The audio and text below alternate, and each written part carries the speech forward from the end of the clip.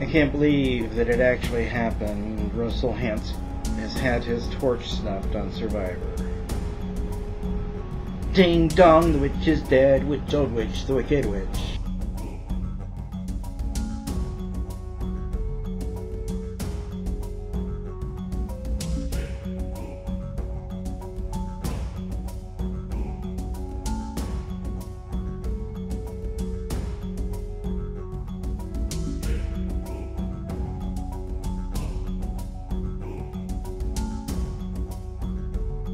Alright, so at the beginning of the episode, Matt says he's a scoundrel when talking about Rob.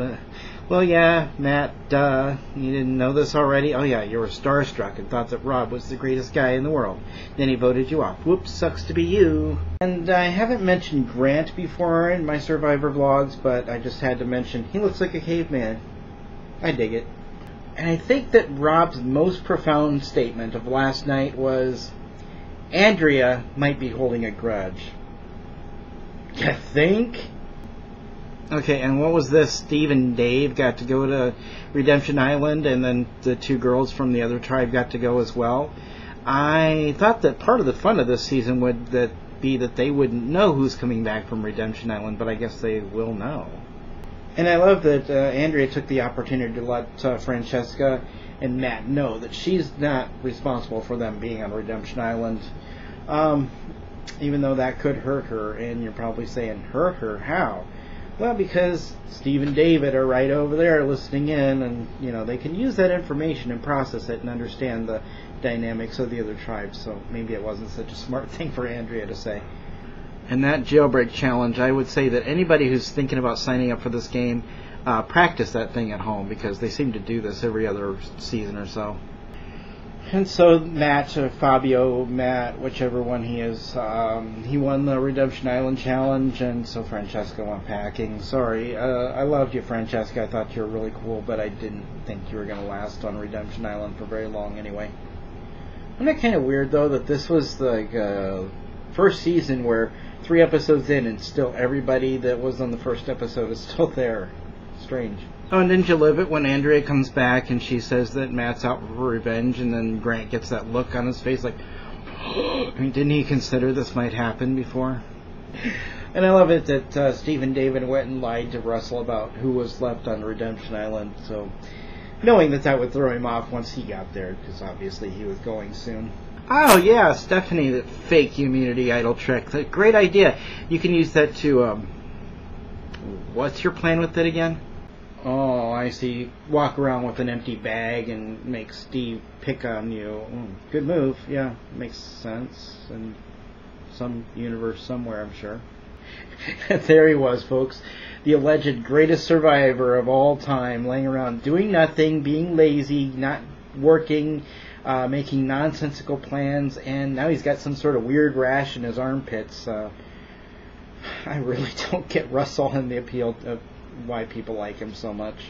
Okay, I'll be honest. Coming into this season, I didn't think I was going to like Julie. I still might not. I don't know. I haven't decided yet. But I will say that she was making sense for a while last night. When they started talking about throwing the challenge, and she's like, no, it's not a good idea. They should have listened to her, because now what I'm afraid is going to happen, since they ended up throwing the challenge, is it's going to give the other tribe the momentum they need to keep winning.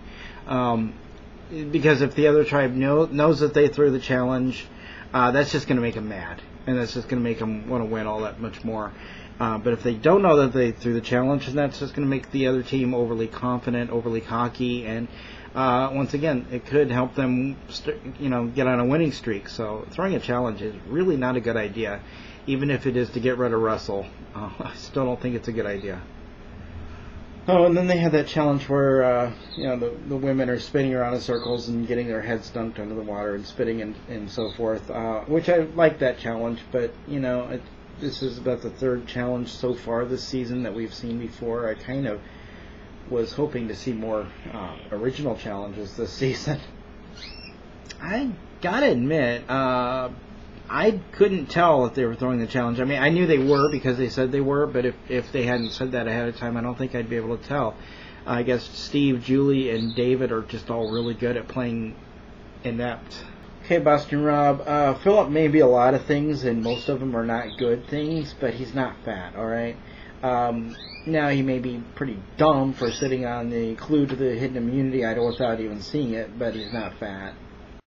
Laugh when Russell said, oh, they want to go even at the merge? Do they really want to do that? Because that's basically what he was doing during Heroes versus Villains. I mean, Villains at the beginning of that season was kicking ass. I mean, they were, and not taking names, they were, they were a powerhouse. They were something to be reckoned with. And then Russell decided to start voting off the stronger players and keeping the weak, and they ended up merging with even numbers, which is exactly what Russell now is saying is a bad idea. So why was it a good idea when it was his idea? I don't know. Plus, last week, Russell said it doesn't matter about the numbers. He doesn't care about the numbers. Now, apparently, he does care about the numbers. So, Russell, make up your mind. What are you trying to do? I'm going to make a note when Stephanie was trying to talk to Julie and trying to get her to flip, and Julie was giving a lot of easy answers. I knew she wasn't going to flip. It was pretty obvious by her body language and the way she was responding. She was just giving Stephanie what Stephanie wanted to hear, and that's it. I gotta say, I'm not much of a Stephanie fan. Tribal Council, she's like talking to the rest of the tribe because she knows that Russell's on the outs, and she's trying to talk some sense in the rest of the tribe. And he has the ability to carry us to the end. So, what does that mean? Do you think he's going to carry all 8 people to the end? Hello, have you noticed, Stephanie? Russell never carries anybody to the end unless they're cute, young, and stupid like you. So. Well, he thought he was carrying Poverty, but I honestly think Poverty was carrying him. So, you have to understand, somebody like Ralph, somebody like David, somebody like Julie, these are not cute, young, stupid people. So, they're not expecting Russell to take them to the end. But I got some insight as to why Russell wants to keep Stephanie around. She's going on and on and on and on and on about how he gathers wood and he does this around camp and he does that around camp, even though nobody ever sees him doing anything around camp. So even at Tribal Council, Russell can't talk for himself. He's got Stephanie doing it. Lazy bum. I think we need a visual for this. Wrestle? Really, Ralph? Wrestle? Well, Russell, I do have to hand it to you. You did figure out that they threw the challenge, even though they're not admitting it. When, of course, they're not going to admit it. But good for you. You figured that out. I probably wouldn't have. But you didn't figure Julie out. You thought she was going to play along with you. But when have you ever cared about middle-aged women in this game, especially ones that are tougher than you? I think it's funny how in the first episode, Russell was saying that he couldn't wait to get to Redemption Island. He wanted to be there. Now that he's going...